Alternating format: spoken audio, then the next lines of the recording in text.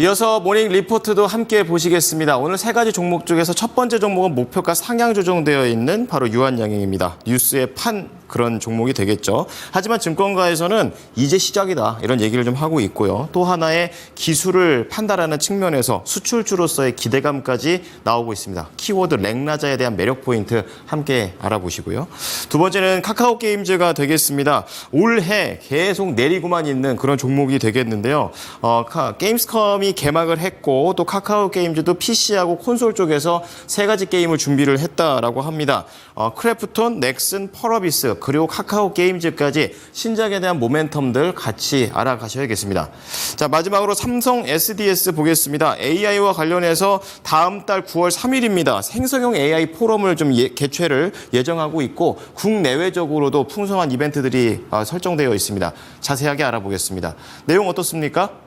네, 말씀 주신 세 가지 기업들 오늘 증권가에서 오전장부터 함께 주목을 했습니다. 개장 전에 함께 보시죠. 먼저 첫 번째 종목으로 유한양행 하나증권의 리포트 체크해드리겠습니다. 네, 어제 긍정적인 모멘텀이 사실 발현이 되면서 주가가 급등했다가 이후에 탄력도를 반납하기도 했었죠. 바로 랭라자와 J&J의 리브레반트 병용요법이 비소세포 폐암 적응증으로 FDA 승인을 획득했다는 소식이었습니다.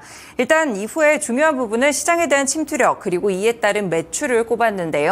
세 가지로 정리해 볼 수 있겠습니다. 일단은 중요한 요소 세 가지 가운데 첫 번째로는 경쟁 약물인 타그리소는 일단 독점적인 약물로 단독으로 사용되는데 병용요법인 만큼 약가가 높아질 수밖에 없는 상황입니다. 그렇기 때문에 랭라자가 어떠한 약가를 적용하게 될지를 보셔야 될 것 같고요. 두 번째로 NCCN 가이드라인에 등재되는 것도 중요하다고 합니다. 그리고 마지막으로는 세계 폐암학회에서 마리포사 추적 결과가 추가로 발표될 예정인데 사실 마리포사에 대한 결과가 임상 결과가 좋았기 때문에 이번에 승인이 됐다 이런 이야기들도 나타나고 있습니다. 그렇기 때문에 향후에 발표될 임상 결과에 대한 데이터까지 같이 연결을 해보셔야겠습니다.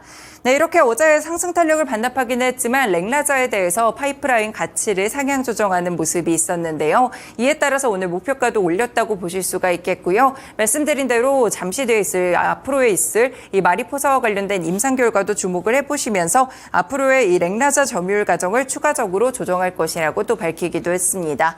일단 목표가 11만 원까지 상향 조정했던 리포트였는데요. 유한양행 주가 보겠습니다.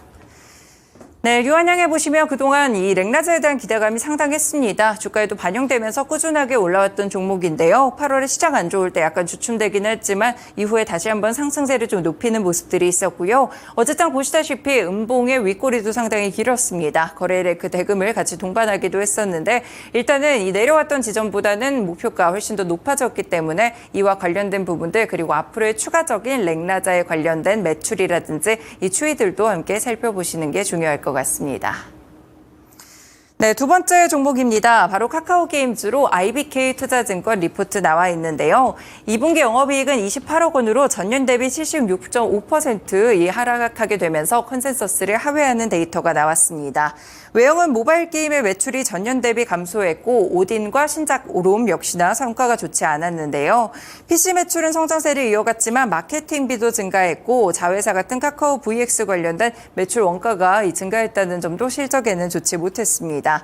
하지만 이를 반영해서 그동안 주가가 많이 밀렸기 때문에 지금은 주가 하락이 과도하다라고 평가를 주고 있는 상황이고요. PBR 1배를 밑도는 밸류 구간에 진입을 했습니다. 그리고 내년에 기대되는 신작 세 가지도 있는데요. 크로노 오디세이, 아케이지2 그리고 프로젝트 Q 이렇게 있습니다.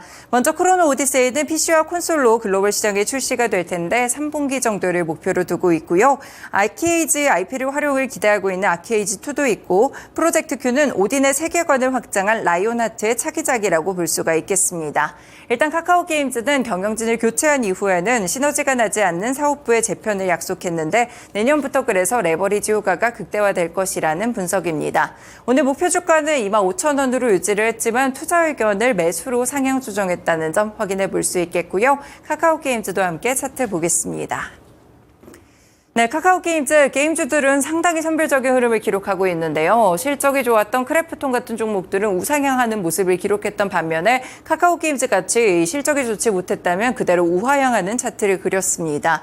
일단은 실적 바닥을 찍고 내년에 대한 기대감을 받던 리포트이기도 한데요. 아직까지도 상승 여력도 많은 목표가를 냈기 때문에 주목해 보셔도 좋을 것 같습니다. 네, 마지막 종목입니다. 삼성 SDS로 KB증권 리포트인데요. AI 골드러시에 청바지를 파는 사업자다라고 제목을 달았습니다. 최근에 금융권 망분리 규제 완화가 있었는데 이에 따른 수혜가 예상되고 있습니다. 금융위원회가 지난 13일 금융 분야 망분리 개선 로드맵을 발표했는데 금융권의 이 인터넷 접속을 물리적으로 차단해야 되는 규제가 완화됐습니다. 이에 따라서 생성형 AI와 서비스형 소프트웨어를 사용하기 위한 클라우드에 대한 사용 증가가 기대되고 있는데요. 실제로 삼성 SDS는 은행권 생성형 AI 구축 사업을 연이어 수주하고 있다는 사실이 강조됐습니다. 그렇기 때문에 기대감이 이어지는 구간이라고 볼 수가 있겠고요. 올해 이 생성형 AI와 관련된 매출들도 하반기에 본격화될 것으로 예상되고 있습니다. 일단 인공지능 솔루션인 브리티 코파일럿 구축과 패브릭스 AI 도입으로 효과가 본격화될 것으로 보고 있고요. 현금성 자산도 연결 기준으로 5조 원을 넘게 보유하고 있습니다. 물론 M&A라든지 사업적인 확장에도 쓰이겠다고 이야기를 했지만 이뿐 아니라 성장 재원뿐 아니라 밸류업 프로그램에도 적극적으로 대응하기로 언급을 했다는 점에서 주주 환원책에 대한 기대감도 높여볼 수 있겠습니다. 현재 시점에서는 목표 주가 20만 원 유지했고요. 삼성 SDS도 차트 보겠습니다. 네, 지금 보시면요. 전반적으로 횡보하는 차트를 그렸다가 7월 들어서 주가가 많이 하락했습니다. 하지만 8월에는 하락세를 멈추고 약간의 반등세를 기록하고 있는 지점인데요. 일단 목표가 20만 원 리포트 나왔다는 점에서 인공지능 시대에 주목해 보셔도 될 것 같습니다. 네, 이렇게 오늘도 세 가지 리포트 함께 정리해드렸습니다. 지금까지 모닝 리포트였습니다.